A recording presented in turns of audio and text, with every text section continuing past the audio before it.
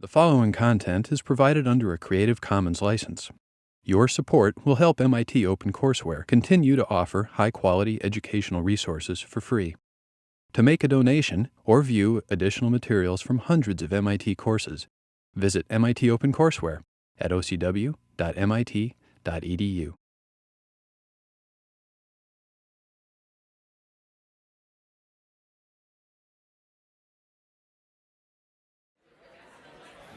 All right, everyone, good afternoon. Let's get started.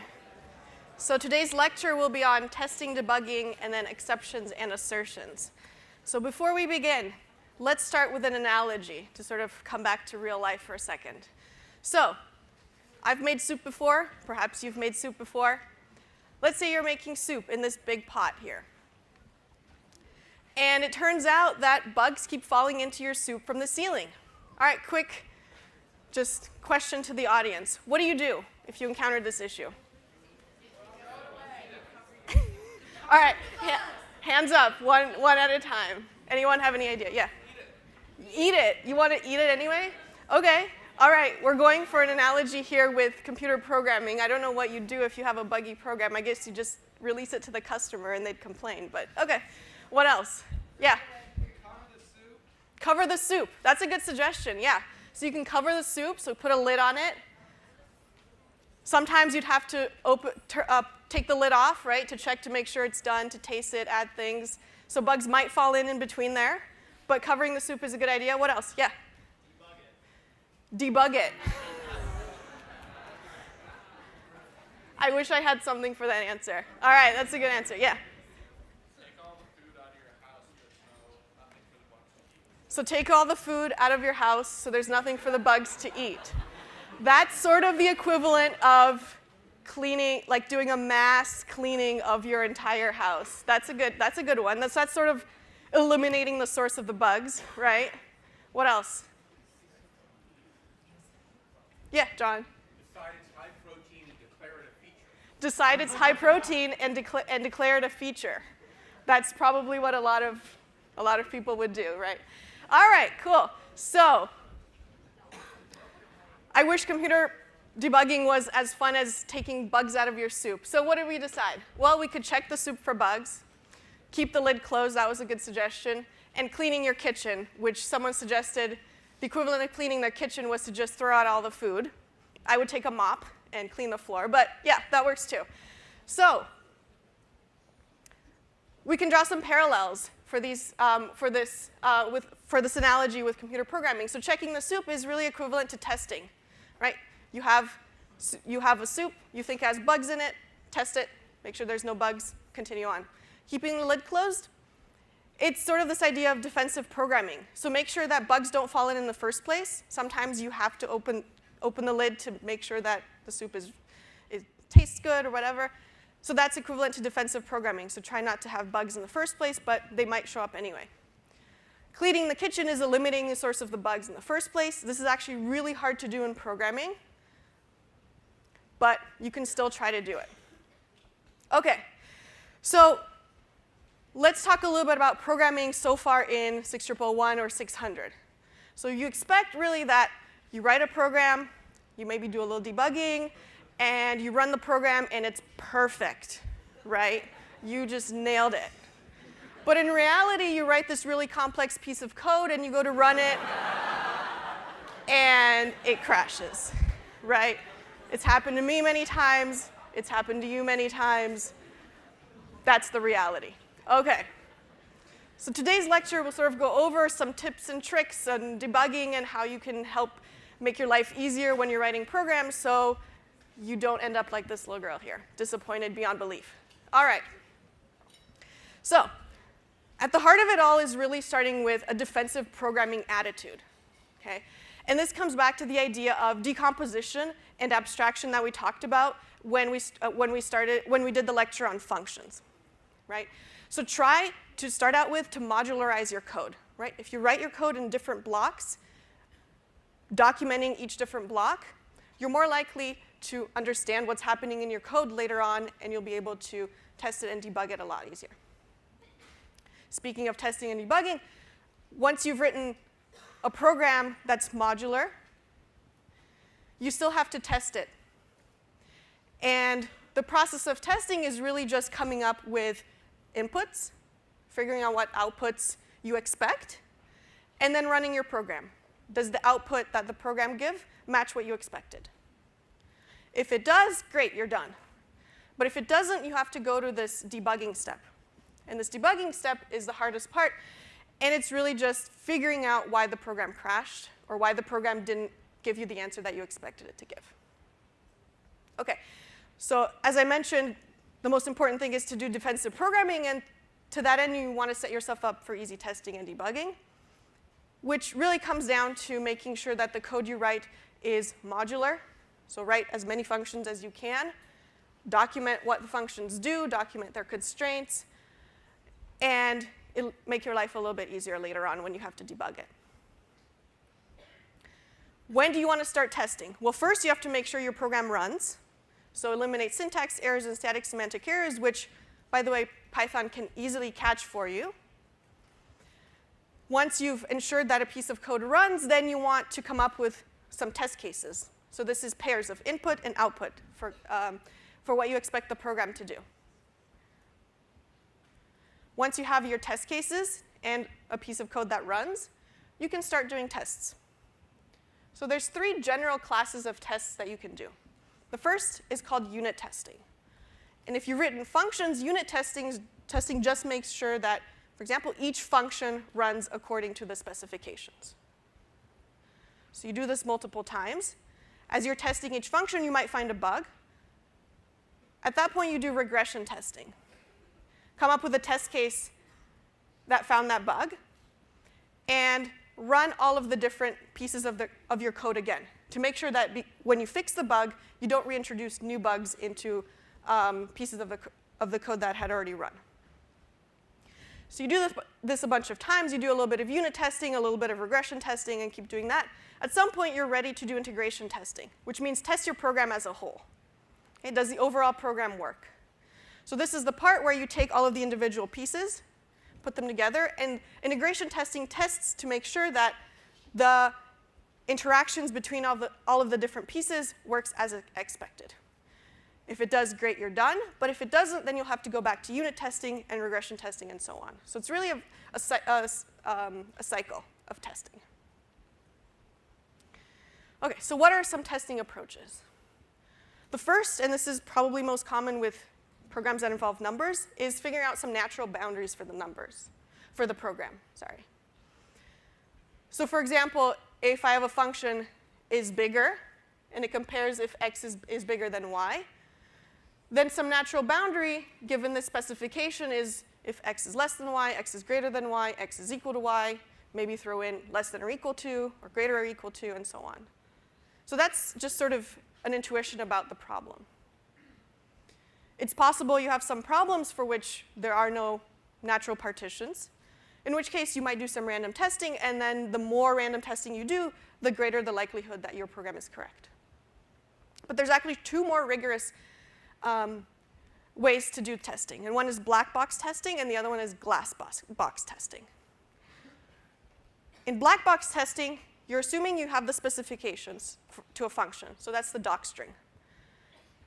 All you're looking at is the docstring and coming up with some test cases based on that.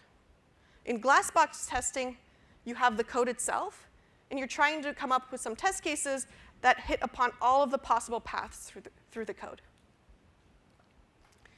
All right, let's look at an example for black box testing. I'm finding the square root of x to some close enough value given by this epsilon. And the idea here, notice I don't actually give you how this function is implemented. The idea is that you're just figuring out test cases based on this specification. And the great thing about black box testing is that whoever implements this function can implement it in whatever way they wish. They can use approximation method. They can use bisection method. It doesn't matter. The test cases that you come up with for this function are going to be exactly the same, right, no matter what the implementation. So for this particular function, here's a sample set. We check the boundary. We check perfect squares. We can check some number that's less than 1. We can check maybe irrationals. And then you do extreme tests. So when either epsilon is really large or epsilon is really small, or x is really large or x is really small, and all the possible combinations of those. Okay? So the important thing about black box testing is that you are creating the test cases based on the specifications only. Glass box testing, you're using the code itself to guide your test cases. So if you have a piece of code and you come up with a test case that goes through every single possible combination of every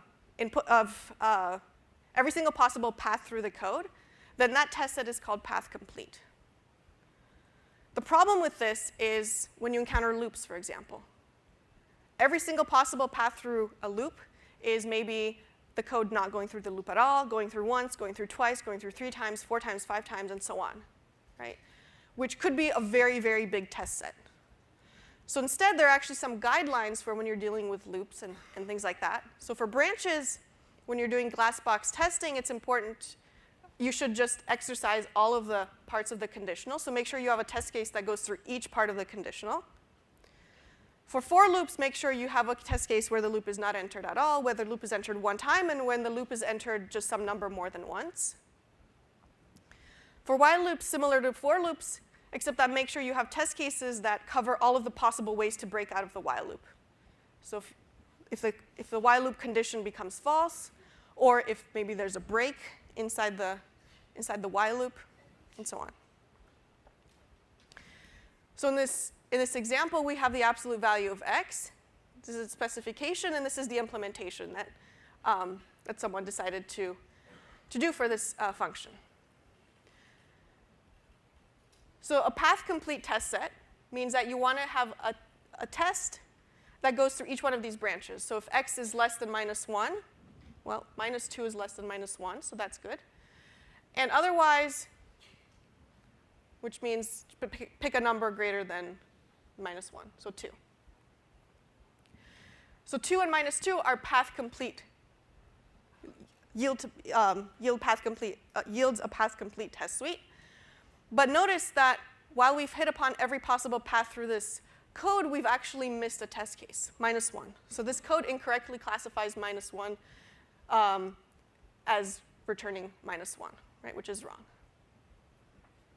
So for glass box testing, in addition to making sure you're going through all the possible paths through the code, you also want to make sure you hit upon any boundary conditions. So in this case, for branches, -1 is a boundary condition. OK, so you've created a test suite. You've tested your program. Chances are you found a bug. What do you do now? All right, quick sort of detour into a little bit of history. The history of debugging. So 1947, this computer was built. And it was a computer that was very impressive for its day. It could do things like addition in 0.1 seconds, things like multiplication in 0.7 seconds, and take the log of something in 5 seconds. Okay? So faster than a human, possibly, but pretty slow for today's standards. Okay? And a group of engineers were working on running a program that was supposed to find a trigonometric function, and among them being one of the first female scientists, Grace Hopper. And they found that their program was not working correctly. So they went through all of the panels and all of the relays in the computer, and they isolated a program in panel F relay 70 where they found this moth just sitting in there. I think it was dead, probably electrocuted, but it was a moth that was impeding the calculation. And don't know if you can read this, but this part right here, they made a note in their logbook that says, first actual case of bug being found, which I think is really cute. So they were literally doing debugging in this computer, right? All right, so you won't be doing that sort of debugging. You'll be doing a virtual kind of debugging in your programs, which again is not that fun, but you still have to do it. So debugging, as you might have noticed so far in your problem sets, has a bit of a steep learning curve, right? And obviously, your goal is to have a bug-free program, and in order to achieve that, you have to do the debugging. There are some tools, which some of you have been using. There are some tools built into Anaconda, or whatever IDE you've been using, to do debugging. I know some of you have been using the Python tutor, which is awesome. The print statement can also be a good debugging tool. But above everything else, it's really important to just be systematic as you're trying to debug your program. I want to talk a little bit about print statements and how you can use them to debug, because I think Python tutor, if you don't have the internet, you might not be able to use it. If you don't know how to use the debugger, you don't need to learn. But print statements, you'll always have them, right? And you can always put them in your program. And they're really good ways to test hypotheses.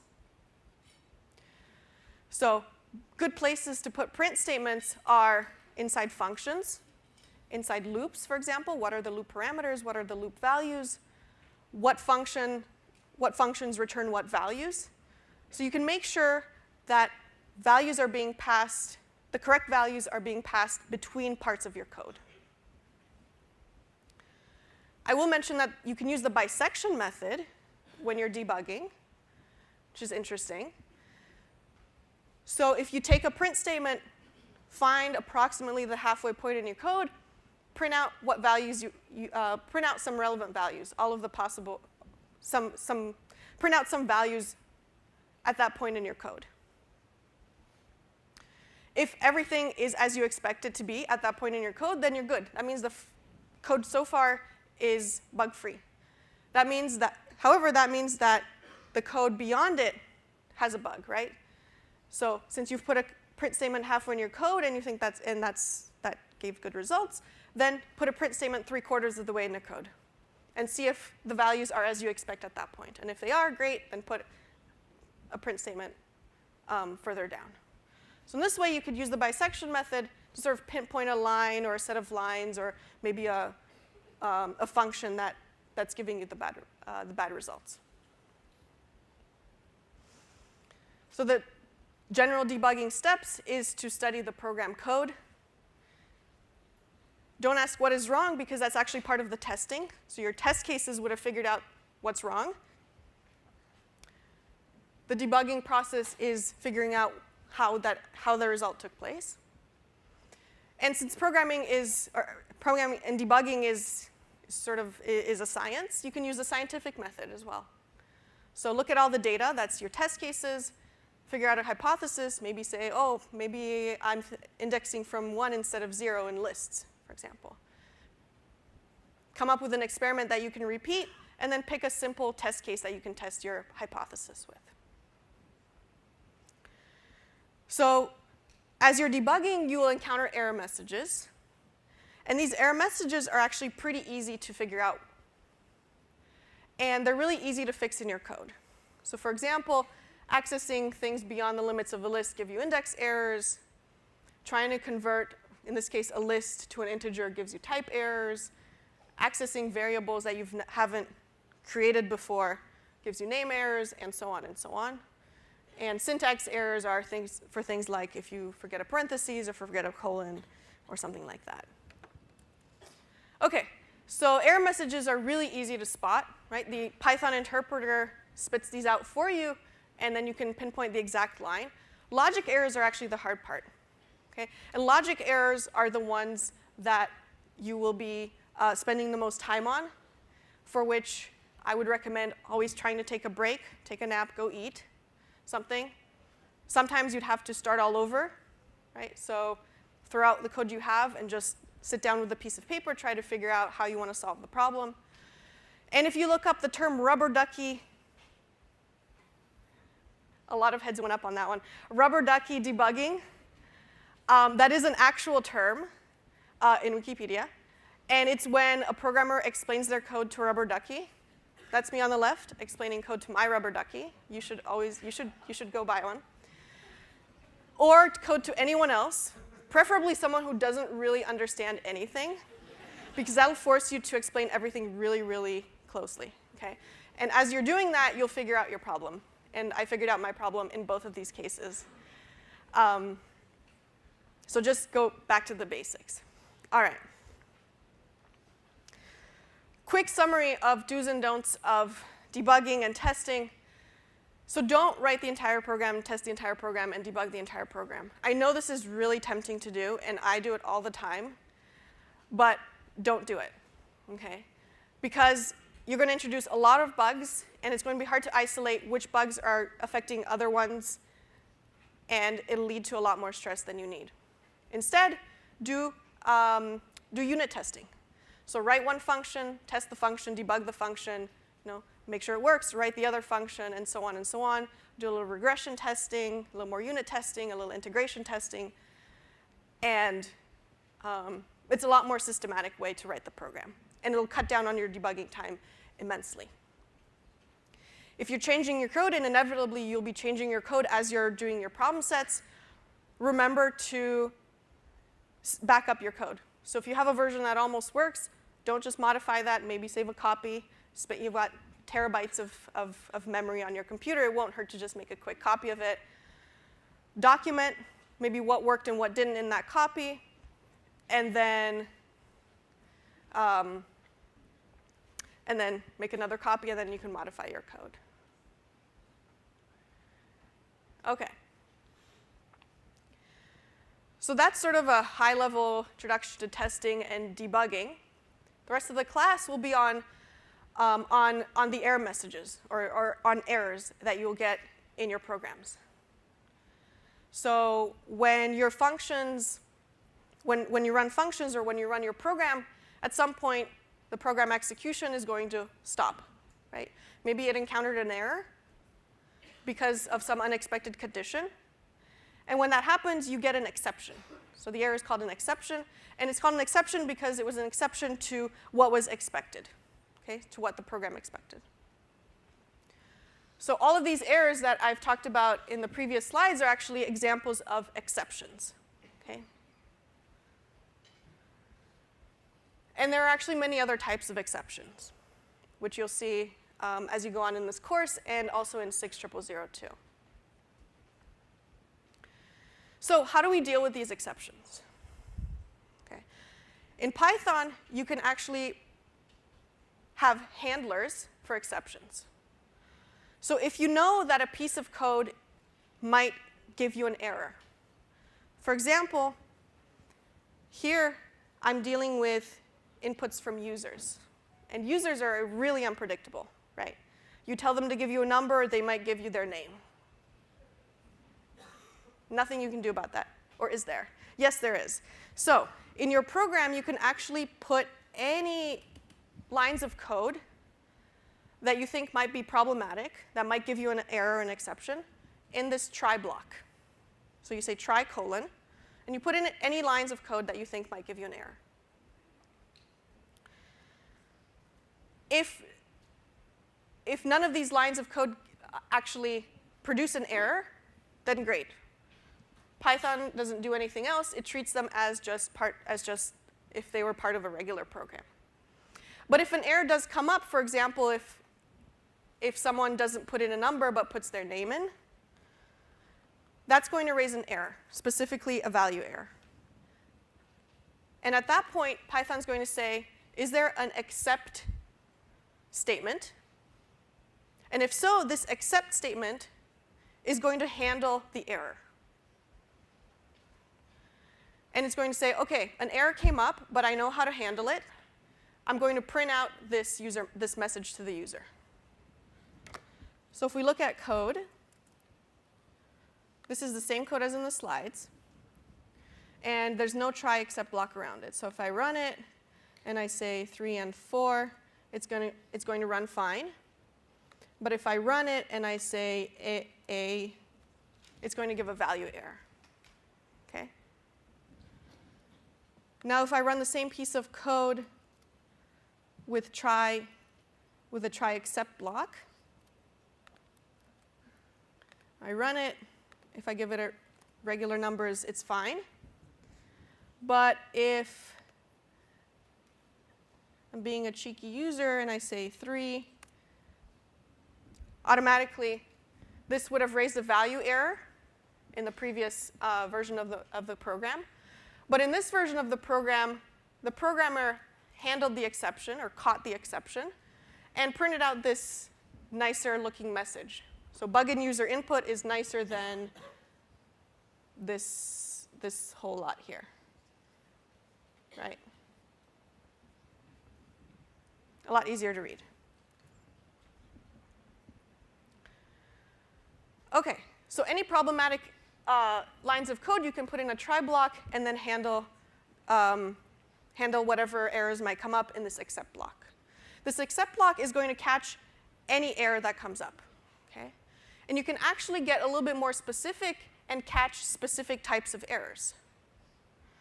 In this case, I'm saying if a value error comes up, for example, if the user inputs a string instead of an integer, do this, which is going to print this message. If the user inputs a number for b such that we're doing a divided by b, so that would give a zero division error. In that case, we're going to catch this other error here, this zero division error, and we're going to print this other message, can't divide by 0.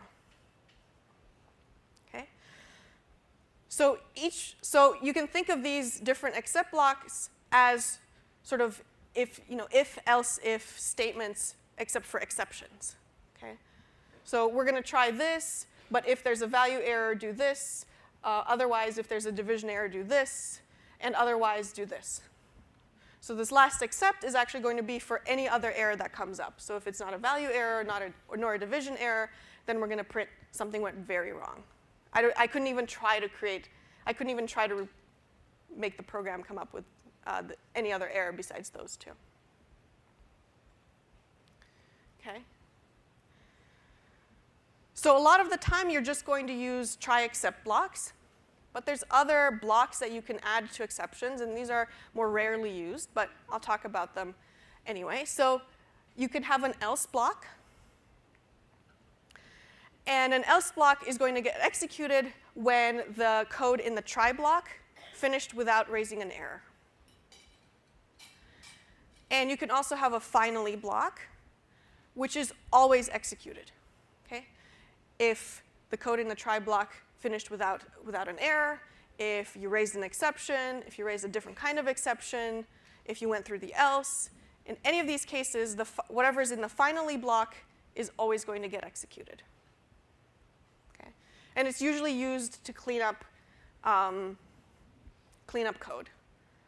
Like if you want to print, oh, the program finished, or if you want to close a file or something like that. So we've encountered errors. We've caught them. What else can we do with exceptions? 3 other things. So one is if we've caught an error, we can just fail silently. Okay?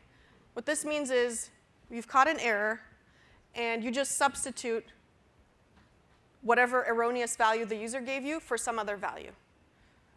That's not actually a very good idea. That's a bad idea. Because suddenly the user thinks that they entered something, and they think everything's great, your program accepts it, but then they get some weird value as an output, which is far from what they expected. Right? So it's not really a good idea to just replace users' values with anything. Okay? So this is in the context of a function. In the context of a function, what else can we do? Well, if you have a function that fails, for example, let's say you're trying to get the square root of an even number. Okay? And let's say the user gives you you're trying to find the square root of a positive number. And let's say the user gives you a negative number. Well, if the user gives you a negative number, if your function could return an error value, which means, well, if the number inputted is less than 0, then return 0, or -1, or -100. Just pick any value to return, which represents some error value. This is actually not a good idea either, because later on in your program, if you're using this function, now you have to do a check.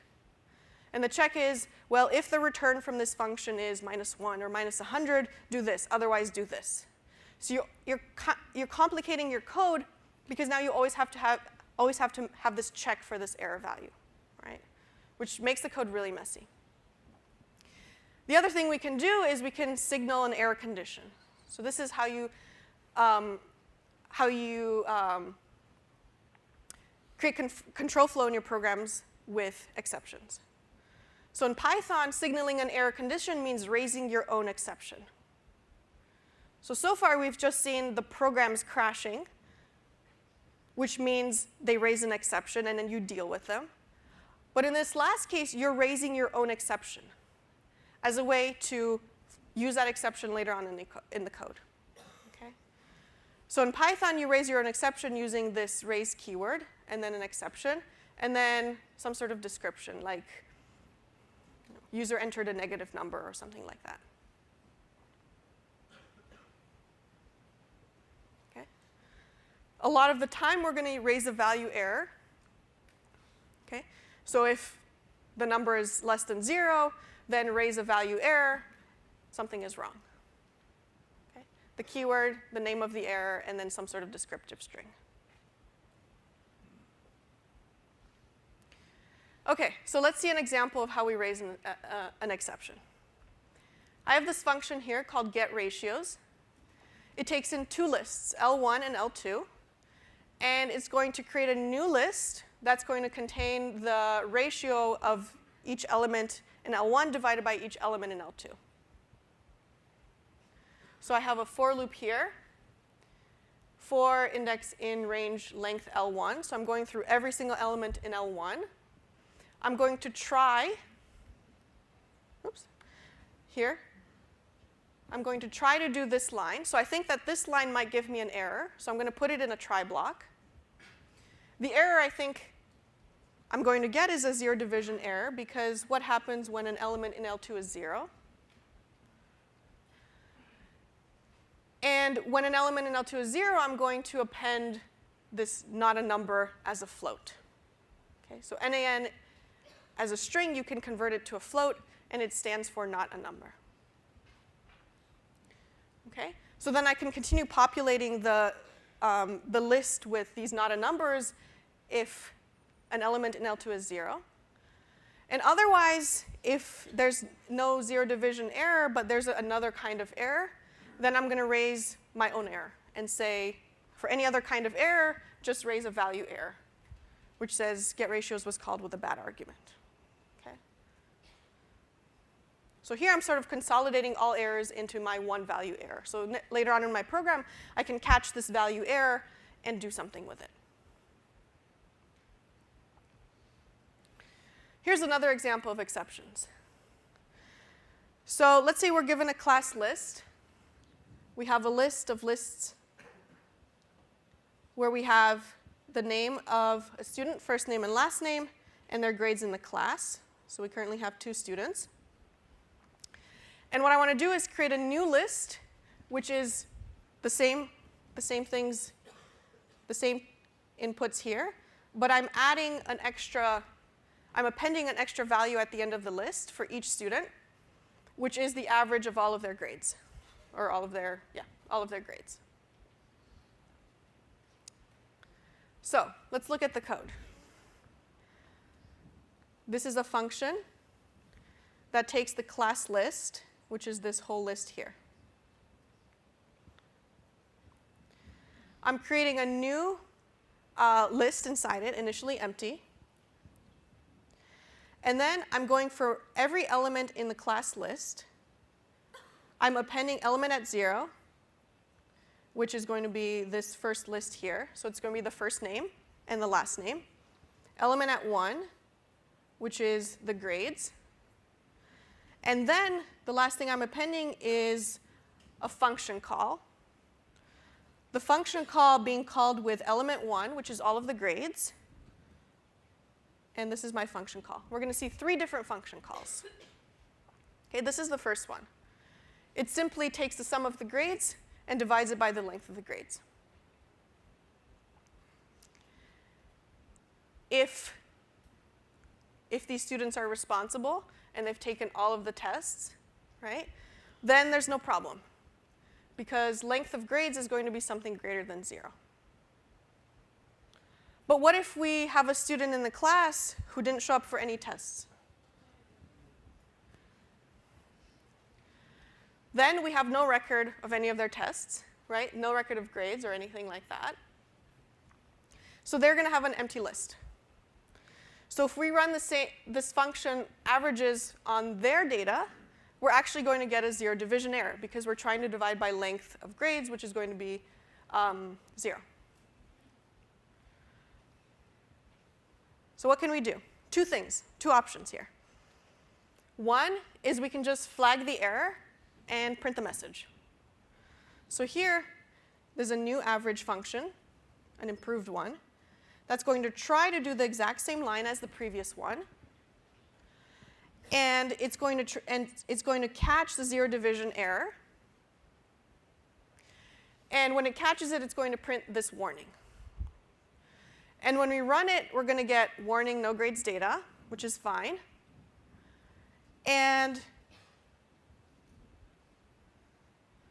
we're going to get this none here for the grades. Okay?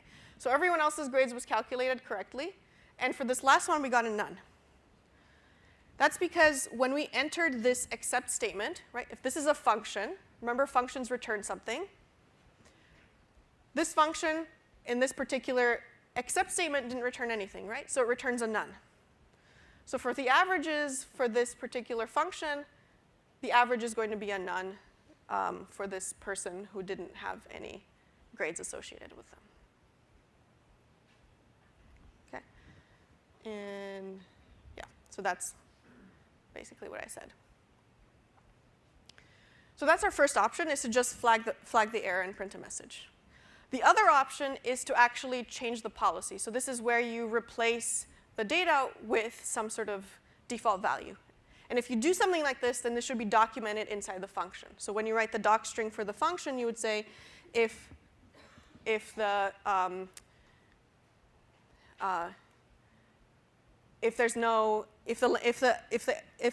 list is empty, then it'll return a 0. So this is the exact same thing as before. We have a try and an except for the 0 division error. We also print a warning, no grades data, and then we return a 0. So we still flag the error, and now instead of a none, we get a 0 because we've returned 0.0 here, as opposed to just leaving it blank. Okay. All right, so those are exceptions. Last thing we're going to talk about today are these things called assertions. Okay. And assertions are a good example of defensive programming in that you have assert statements at the beginning of functions, typically, or at the end of functions. And assert statements are used to make sure that the assumptions on computations are exactly what the function expects them to be. Okay. So if we have a function that says it's supposed to take in an integer greater than 0, then the assert statement will assert that the function takes in an integer that's greater than 0. Okay. Here's an example. This is the same average function we've seen before. Here, instead of using exceptions, we're going to use an assert statement. And the assert statement we're putting right at the front, at the beginning of the function, sorry. And the keyword is assert. The next part of the assert is what the function expects. So we expect that the length of grades is not equal to 0, so it has to be greater than 0. And then we have a string here which represents what do you print out if the assertion does not hold. So if you run the function and you give it a list that is empty, this becomes false. So the assert is false. And we're going to print out an assertion error, no grades data. Okay? If the assert is false, the function does not continue. It stops right there. Why does it behave this way? Well, assertions are great to make sure that preconditions and postconditions on functions are exactly as you expect. Okay? So as soon as an assert becomes false, the function is going to immediately terminate. This is useful because it'll prevent the program from propagating bad values. So as soon as a precondition isn't true, for example, as you enter a function, then that means something went wrong in your program. And the program is going to stop right there. So instead of propagating a bad value throughout the program, and then you getting an output that you didn't expect, and then you having to trace back to the function that gave this bad value, you'll get this bad value, you'll get this assert being false a lot earlier. So it'll be a lot easier to figure out where the bug came from. And you won't have to trace back so many steps. Okay? So this is basically what I said. You really want to spot the bugs as soon as they're introduced. Okay?